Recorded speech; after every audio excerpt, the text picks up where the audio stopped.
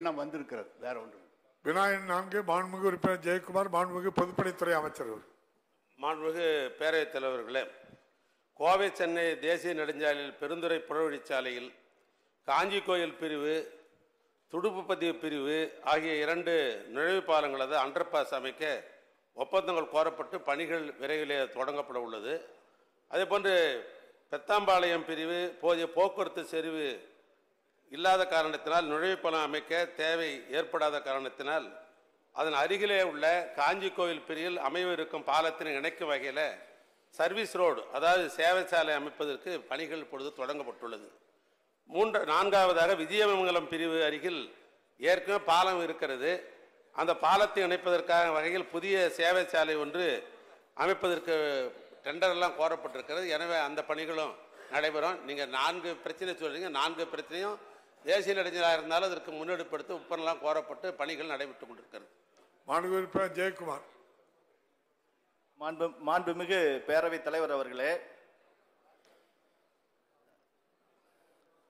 எங்களுடைய புரட்சி தலைவர் எம்ஜிஆர், புரட்சி தலைவி அம்மா அவர்களை வணங்கி 60 ஆண்டு கால அத்திக்கடவு திட்டத்தை என்னுடைய பெருந்துறை தொகுதிக்கு பெற்றுத்தந்த எங்கள் தங்கமன்னன் எடப்பாடியார் அவர்களையும் வணங்கி, இந்திய தேசிய நெடுஞ்சாலை என்பது பெருந்துறை தொகுதி திருப்பூர் மாவட்டம் ஊத்துக்குளி ஒன்றியத்திலும் பெருந்துறை ஒன்றியம் ஈரோடு மாவட்டத்தில் பெருந்துறை ஒன்றியமாக 2 ஒன்றியங்கள் உட்பட்ட பகுதியாக 30 கிலோமீட்டர் அளவில் தேசிய நெடுஞ்சாலை எங்கள் பெருந்துறை தொகுதியில் அமைந்துள்ளது.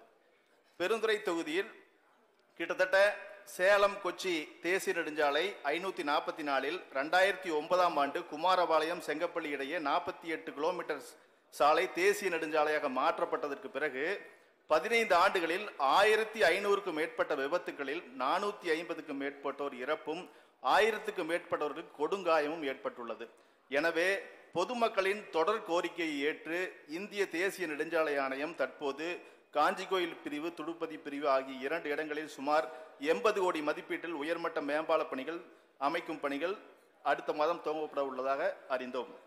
எனவே இத்திட்டத்தில் விடுபட்டு போன பெத்தாம்பாளையம் பிரிவு, திருவாச்சி பிரிவு, விஜயமங்கலம் RS பிரிவு, மூங்கில்பாளையம் பிரிவு, கம்பளியம்பட்டி பிரிவு, பொன்மடி பிரிவு, சரளை பிரிவு ஆகிய நெடுஞ்சாலை சந்திப்புகளில் சர்வீஸ் சாலைகளுடன் கூடிய உயர்மட்ட மேம்பாலம் அமைக்க அரசு ஆவணம் செய்யுமா என்பதை மாண்புமிகு பேரவைத் தலைவர் வாயிலாக மாண்புமிகு அமைச்சர் அவர்களை கேட்டுக்கொள்கின்றேன். மாண்புமிகு அமைச்சர் அவர்கள். மாண்புமிகு பேரவைத் தலைவர், அதுதான் நான் குறிப்பிட்டேன். நான் ஈரோடுக்கு இந்த இடைத்தேர்தலுக்கு போன பொழுது அந்த பகுதியில் இருப்பவர்களெல்லாம் நேரடியாக என்னிடத்திலே பார்த்து இந்த பகுதியில் அதிகமான விபத்து ஏற்படுகிறது, ஆனால் இங்கே அண்டர் பாஸ் போட வேண்டும் என்று வலியுறுத்தின அடிப்படையில் அதற்கு பின்னர் 2 முறை நான் டெல்லிக்கு போகிற பொழுது நானும் எங்களுடைய செயலாளரும் நேரடியாக மாண்புமிகு ஒன்றிய அரசினுடைய அமைச்சராக நிதின் கட்கரி அவர்களை சந்தித்து இதை கட்டாயம் போட வேண்டும் என்று வலியுறுத்தின அடிப்படையிலும் கடிதங்கள் எழுதின அடிப்படையில் தான் இப்போ அந்த 2 அண்டர் பாஸ் போடுறதுக்கு வேண்டிய ஏற்பாடு பண்ணியிருக்கிறாங்க. இருக்கிற நீங்கள் 2 அண்டர் பாஸுக்கு போதுமான அளவுக்கு அங்கே இடங்கள்லாம் இல்லை. அதனால் பக்கத்தில் ஒரு 500 மீட்டர்லேயே இருக்குது. அதனால் 500 மீட்டர் சர்வீஸ் ரோடு போட்டுவிட்டாங்க, பக்கத்தில் பாலத்தில் போகலாம் என்ற அடிப்படையில் தான் இந்த திட்டங்கள்லாம் தோட்டப்பட்டு டெண்டர்லாம் விட்டுட்டாங்க. இந்த 4 முடிஞ்சு விட்டோம்னாக்கா அந்த விபத்துகள் அந்த பகுதியில் ஏற்படுவதற்கு வாய்ப்பில்லை. ஆனால் அது முடிஞ்ச உடனே நீங்கள் நினைக்கிற கோரிக்கை நிறைவேற்றப்படும். மாண்புமிகு உறுப்பினர் ஜெயக்குமார். மாண்புமிகு பேரவைத் தலைவர் அவர்களே, பெருந்துறை தொகுதி சேலம், ஈரோடு, திருப்பூர், கோயம்புத்தூருக்கு இடைப்பட்ட பகுதியாக வளர்ந்து வரக்கூடிய பகுதி. பெருந்துறை தேசிய நெடுஞ்சாலை அருகில் பெருந்துறை சிப்காட் தொழிற்பூங்கா 2700 ஏக்கர் அமைந்துள்ளது. அது மட்டுமல்ல, திருப்பூர், கோயம்புத்தூர், கேரளா போன்ற பகுதியிலிருந்து வருகின்ற வாகனங்கள் அனைத்தும் பெருந்துறைக்கு அருகாமையில் இருக்கின்ற விஜயமங்கலம் பிரிவில் ஒன்றிணைந்து பெருந்துறை நகரை தாண்டி சென்னை செல்கின்ற வாகனங்களும் இங்கு மதுரை, ஈரோடு, கரூர் போன்ற பகுதிகளுக்கு வாகனங்கள் பெருந்துறை நகர் வழியாக செல்வதன் காரணமாக பெருந்துறை பகுதியில் பெருந்துறை கருமாண்டி சிவாலயம் பெருந்துறை பேரூராட்சியை நகராட்சியாக தரம் உயர்த்துவதாக சென்ற பட்ஜெட் கூட்டத்தொடரில் அறிவித்திருக்கின்றீர்கள். எனவே பெருந்துறை தொகுதியை செல்லும் கனரக வாகனங்களுக்கு, போக்குவரத்து பேருந்துகளுக்கும் பெருந்துறை நகர் வழியாக பயணிக்க வேண்டியுள்ள காரணத்தினால் இங்கு அதிக அளவில் 20க்கும் மேற்பட்ட கல்லூரிகளும் பின்னலாடை ஜெயக்குமார் என்ன வேணும் உங்களுக்கு? அதை பற்றி என்ன வேணும்? என்ன வேணும்? 20க்கும் மேற்பட்ட கல்லூரிகளும் பின்னலாடை ஏற்றுமதி நிறுவனங்களும் உள்ளதால் தினந்தோறும் பெருந்துறை நகருக்குள் கடும் போக்குவரத்து நெருக்கடி ஏற்பட்டு வருகிறது. அது புரிஞ்சுக்கிட்டோம். எனவே கோவை சாலை, வேட்டுவாளையம் பிரிவிலிருந்து பழைய பஸ் நிலையம், குன்னத்தூர் நாள் ரோடு, அண்ணா சிலை ரவுண்டானா, காவல் நிலைய ரவுண்டானா ஆகிய இடங்களை இணைத்து உயர்மட்ட மேம்பாலம் அமைக்க வேண்டும் என பெருந்துறை சட்டமன்ற தொகுதி மக்களின் நீண்டகால கோரிக்கையை நிறைவேற்றி தருமாறு மாண்புமிகு பேரவை தலைவர் வாயிலாக மாண்புமிகு அமைச்சர் அவர்களை கேட்டுக்கொள்கின்றேன். மாண்புமிகு அமைச்சர் அவர்கள். மாண்புமிகு பேரவைத் தலைவர்களே, அவர் சொல்லுகிற கோவை சாலை, சென்னிமலை சாலை, குன்னத்தூர் சாலை, ஈரோடு சாலை, பவானி சாலை, இந்த சந்திப்புகள் தான் இந்த பெருந்துறை இருப்பது என்பது கோயம்புத்தூருக்கு பழைய சாலை வழியாக போனவங்க எல்லாருக்குமே தெரியும். சமீபத்தில் கூட சரி, நான் 2 மாதத்திற்கு முன்னால் அந்த பக்கத்தில் பயணம் செய்தேன். அது நெரிசல் இருப்பது என்பது உங்களுடைய கண்ணோட்டத்தில் இருப்பது ஒன்று, அது தவறல்ல, இருக்கிறது. ஆனால் இப்போ அதனால் நெரிசல் இருக்கிற காரணத்தினால் தான் காவல்துறையின் சார்பாக அங்கெல்லாம் சிக்னல்லாம் அமைக்கப்பட்டு இப்போ முறையாக வந்து டிரான்ஸ்போர்ட் போயின்னு இருக்குது. ஆனாலும் நீங்கள் ஏற்கனவே சொல்லுகிற கோரிக்கை நிறைவேற்றும் என்பதற்காக எங்களுடைய துறையின் சார்பாக நாங்கள் ஆய்வு மேற்கொண்டோம். அதுக்கு போதுமான அளவுக்கு இந்த போக்குவரத்து செறிவு, அதாவது போக்குவரத்து செறிவுனா அந்த பிசியூன்னு இருக்குது, அதாவது பேசஞ்சர் கார் யூனிட் அப்படின்னு ஒரு அரசாங்கம் ஒரு இலக்கை வச்சிருக்கிறது. அதை தாண்டினாதான் அந்த மேம்பாலமோ அல்லது மேல்மட்ட சாலையோ அமைக்க முடியும். அது இன்னும் அந்த அளவுக்கு வரல. ஆனாலும் தொடர்ந்து நாங்கள் கண்காணித்து கொண்டு இன்னும் போக்குவரத்து கூடுதலாக இருக்கிற பொழுது இந்த அரசாங்கம் அந்த மேல்மட்ட சாலை அமைப்பதற்கு வேண்டிய முயற்சி எடுத்து அதுக்கு முன்னுரிமை அளிக்கப்படும் என்று இந்த நேரத்தில் தெரிவித்துக் கொள்கிறேன்.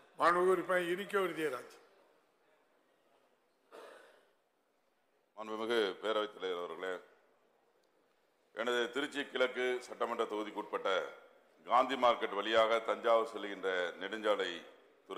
நெடுஞ்சாலைத்துறைக்கு சொந்தமானதாகும். இந்த சாலையிலே காந்தி மார்க்கெட் காய்கறிகளை கொண்டு செல்ல கனரக வாகனங்கள் அதிகமாக சென்று வருகின்றன. இச்சாலை முழுவதும் குண்டும் குழியுமாக காணப்படுகிறது.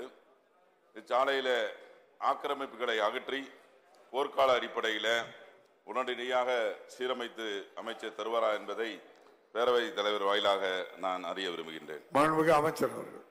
மாண்புமிகு பேரவைத் தலைவர்களே, அவர் சொல்லுகிற சாலை நானும் அறிவேன். ஏற்கனவே அரசின் சார்பாக ஒரு மேல்மட்ட சாலை அமைக்கலாம் என்று இதே மாமன்றத்திலே அறிவிக்கப்பட்டு அதற்காக சம்பந்தப்பட்ட துறையை சார்ந்த பொறியாளர்கள்லாம் சென்று பார்த்த அடிப்படையில் அப்படி ஒரு மேல்மட்ட அந்த சாலை அமைக்க வேண்டும் என்று சொன்னால் ரொம்ப நெருக்கமான வியாபார ஸ்தலங்கள் அந்த இதில் இருக்கிறதெல்லாம் எல்லை பண்ணுகிற பொழுது பல கோடி அரசாங்கத்திற்கு பண இழப்பு ஏற்படுறோம். அதோடு மட்டுமல்ல, பல கட்டடங்கள்லாம் இடிக்க வேண்டிய ஒரு சூழ்நிலாம் இருக்கிறது. அந்த அடிப்படையில் அங்கே இருக்கிற சில வியாபாரிகள்லாம் என்னிடத்தில் சந்தித்து இவங்களெல்லாம் போடுகிற பொழுது எங்களுக்கு பெரிய பாதிப்பு உண்டாகும் என்று குறிப்பிடுவதோடு மட்டுமல்ல, நம்முடைய மூத்த அமைச்சர் நேரு அவர்களிடத்தில் கூட முறையீட்டு அதை வந்து ஆய்வு செய்ய சொன்னாங்க. அப்போ ஆய்வு சொன்னால் இது சாலை அமைப்பு பயனை விட அது இடிக்கிறதன் மூலமாக ஏற்படுகிற பொதுமக்களுடைய அதிருப்தி அது கூடுதலாக இருக்கிறது. எனவே அந்த மேம்பட்ட பாலம் அமைப்பது என்பது இப்பொழுது சாத்தியக்கூறல்ல. பாதை வந்து அது வந்து ஏற்கனவே குண்டும் குழியுமாக இருப்பதாக அவர் சொல்லுகிறார்கள். அது மாநகர சாலையா அல்லது நெடுஞ்சாலையில் என்பதற்கு இன்றைக்கு மாலையை எடுத்துக்கொண்டு இந்த ஆண்டு நிதி ஆண்டிலேயே அந்த சாலையை செப்பனிடப்படும். அன்பழகன். மாண்புமிகு பேரவைத் தலைவர்களே, கும்பகோணம் மாநகராட்சி இளமச்சிங்கபாளையம் மற்றும் தாராசுரம் பகுதியில் அதற்கு வடக்கே உள்ள ஒத்தை தெருவில் சுமார் 1500 சௌராஷ்டிரா குடும்பங்கள் வாழ்ந்து கொண்டிருக்கிற அந்த பகுதி இடையிலே ஓடுகிற அரசலாறு மிகவும் பழமை வாய்ந்திருக்கிற ஒரு சாதாரண நடைபாலமாக இருக்கிற அந்த இடத்தை பொதுமக்கள் அதிகமாக பயணிக்கின்ற அந்த பாலத்தில் கனரக வாகனங்கள் செல்லுமாறு மாண்பிற்கனவே அமைச்சர் அவர்கள் ஒரு பாலம் அமைத்து தர வேண்டும் என்று அந்த பகுதியில் இருக்கிற வியாபாரி மக்கள் நீண்ட நாளாக இருக்கிற அந்த கோரிக்கையை மாண்புமிகு அமைச்சர்கள் நிறைவேற்றி தருவார்களா என்பதையும், அதே நேரத்தில் கடந்த சட்டமன்ற கூட்டத்தொடரில் விக்கிரவாண்டி டு தஞ்சாவூர் சாலையை ஜூன் 24 முடித்து தருவேன் என்ற உறுதியை கொடுத்திருக்கிற நம்முடைய மாண்பிற்கனவே அமைச்சர் அவர்கள் இப்போ 24 2வது மாதம் ஆகிவிட்டது. மீண்டும் 3 மாதங்கள் இருக்கிறது. அந்த பணிகள் விரைவாக முடிக்கப்படுமா என்பதையும் நம்முடைய மாண்பிற்கனவே அமைச்சர் அவர்கள் தெரிவிப்பாரா என்பதை தங்கள் வாயிலாக அறிய விரும்புகிறேன். மாண்புமிகு அமைச்சர். மாண்புமிகு பேரவைத் தலைவர்களே, இந்த பாலம் அமைப்பதை பொறுத்து நம்முடைய சட்டப்பேரவை உறுப்பினர் மாண்புமிகு அன்பழகன் குறிப்பிட்டிருக்கிறார்கள். அந்த அந்த பாலத்தை பொறுத்தளவுக்கு இப்பொழுது அவர் என்னிடத்தில் கொடுக்கிற அல்லது கேள்வியின் மூலமாக அல்லது கொடுக்கிற கடிதத்தை எடுத்துக்கொண்டு துறையினுடைய பொறியாளர்களை அனுப்பி அது சாத்தியக்கூறு ஏற்படுமையானால் இந்த நிதியாண்டிலேயே முதலமைச்சருடைய அனுமதியோடு இந்த பாலம் கட்டுவதற்கு வேண்டிய ஏற்பாடுகள் செய்யப்படும். இன்னொன்று விக்கிரவாண்டி சாலை, இந்த தஞ்சாவூர் சாலை என்பது இது எல்லாருக்கும் தெரிஞ்ச விஷயம். அது முழுக்க முழுக்க தேசிய நெடுஞ்சாலை ஆணையத்தால் போடப்படுகிறது. அது 3 ஒப்பந்ததாரர்கள் அதில் ஈடுபட்டிருக்கிறார்கள். தொடர்ந்து முதலமைச்சர் அவர்கள் பிரதமரை சந்திக்கிற பொழுது கூட அதற்கு கடிதம் கொடுத்தார். நானும் தொடர்ந்து ஒன்றிய அரசாங்கத்தை வலியுறுத்தி கொண்டிருக்கிறேன். அதுக்கு பின்னால் நிலுவையில் இருந்த பணிகள் இப்படி நடைபெற்று கொண்டிருக்கிறது. அவர் சொல்லுகிற கேள்வியை மையமாக வைத்து தொடர்ந்து அதிகாரி வலியுறுத்தி ஜூன் மாதத்துக்குள் கொண்டு வருவதற்கு வேண்டிய துறையின் சார்பாக முயற்சி எடுப்போம். மாண்புமிகு உறுப்பினர் ரூபி மனோகரன். பேரவைத் தலைவர் அவர்களே, நாங்குநேரி திசையன்விளை மாநில நெடுஞ்சாலையில் ரயில்வே கேட் பகுதியில் ரயில் வரும்போது கேட் மூடப்படுவதால் நீண்ட தூரத்துக்கு வாகனங்கள் வரிசையாக நின்று பெரிய ஒரு டிராபிக் வருது. அந்த பகுதியிலே மேம்பாலம் அமைக்க அரசு நடவடிக்கை எடுப்பதான்னு அறிய விரும்புகிறேன். மாண்புமிகு அமைச்சர்.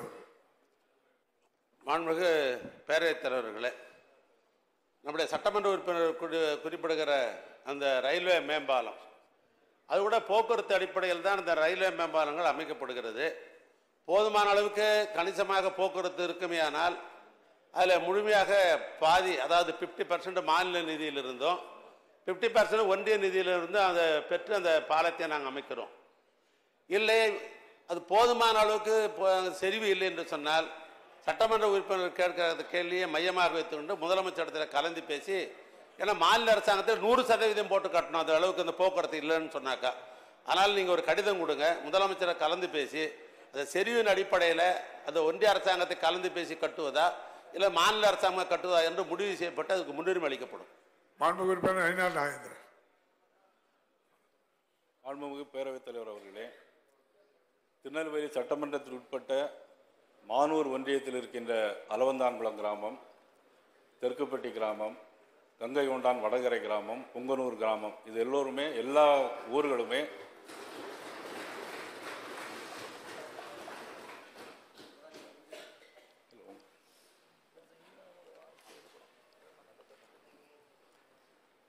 நாம் குறிப்பிட்ட இந்த எல்லா கிராமங்களிலும் மழை வெள்ளத்தால் இப்பொழுது அந்த பாலம் தரைமட்ட பாலமாக இருக்கின்ற காரணத்தினால் அந்த கிராமத்து மக்கள் ஒரு வார காலமாக துண்டிக்கப்பட்டு கிராமத்திற்கு செல்லாமலே இருந்தது.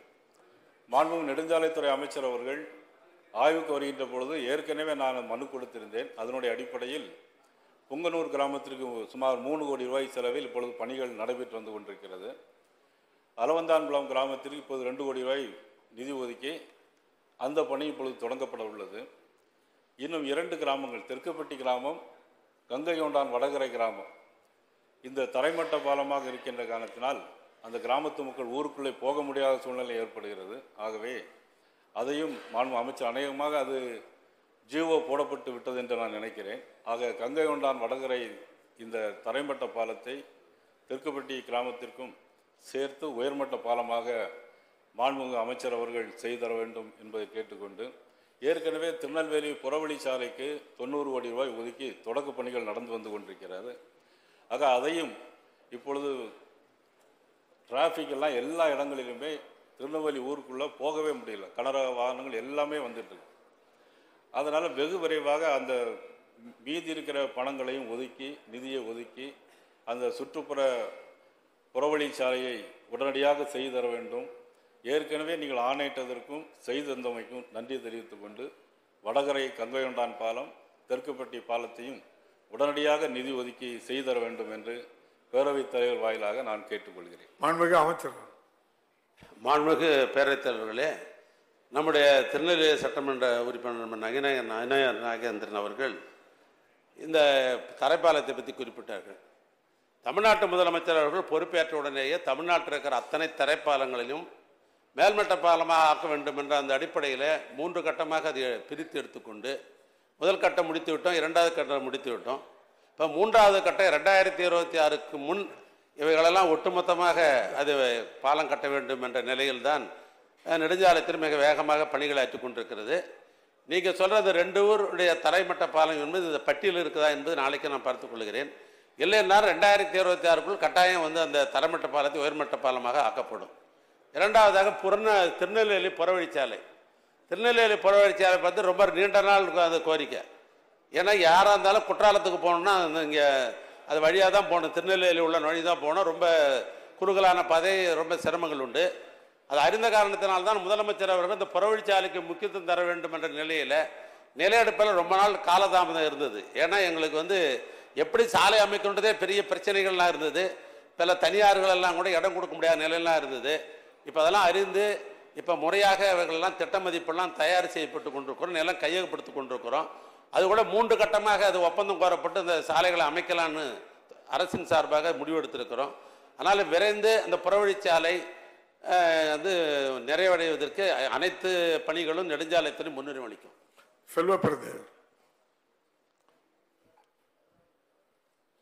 பேரவைத் தலைவர் அவர்களே, இப்பொழுது நம்முடைய மாண்புமிகு முதலமைச்சர் அவர்கள் வெளிநாடுகளுக்கெல்லாம் பயணம் செய்து அந்நிய முதலீடுகளை வரலாறு காணாத அளவிற்கு தமிழ்நாட்டுக்கு ஈர்த்து வருகிறார். குறிப்பாக இந்த முதலீடுகள் எல்லாம் பெரும்பான்மையாக திருப்பெரும்புதூர் தொகுதியை நோக்கி வருகிறது. ஏராளமான தொழிற்சாலைகள் இருக்கின்றன. தமிழ்நாட்டில் 36 விழுக்காடுக்கு மேல் தொழிற்சாலை உள்ள பகுதி. ஆனால் அங்கு போக்குவரத்து நெரிசல் நாளுக்கு நாள் கூடியிருக்கிறது. இதை போக்குவதற்கும் நிவாரணம் தேடி தருவதற்கும் ஏதாவது புதிய திட்டம் அரசிடம் இருக்கிறதா? திருப்பெரும்புதூர் பாலம் நீண்ட நெடிய காலமாக கட்டாமல் இருக்கிறது.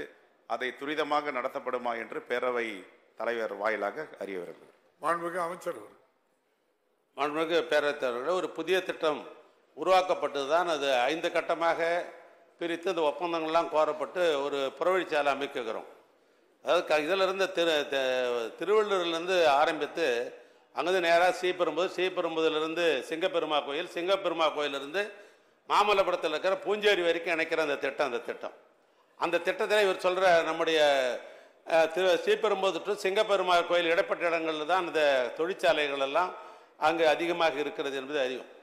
எங்கெல்லாம் வந்து 4 வழி அதாவது முக்கு இருக்கிறதோ, சந்திப்பு இருக்கிறதோ, அங்கெல்லாம் பாலம் கட்டணும் என்ற அடிப்படையில் தான் இப்போ வந்து பல இடங்களில் பணிகள் நடைபெற்று சட்டமன்ற உறுப்பினருக்கு அது வந்து உங்களுக்கு தெரியும்.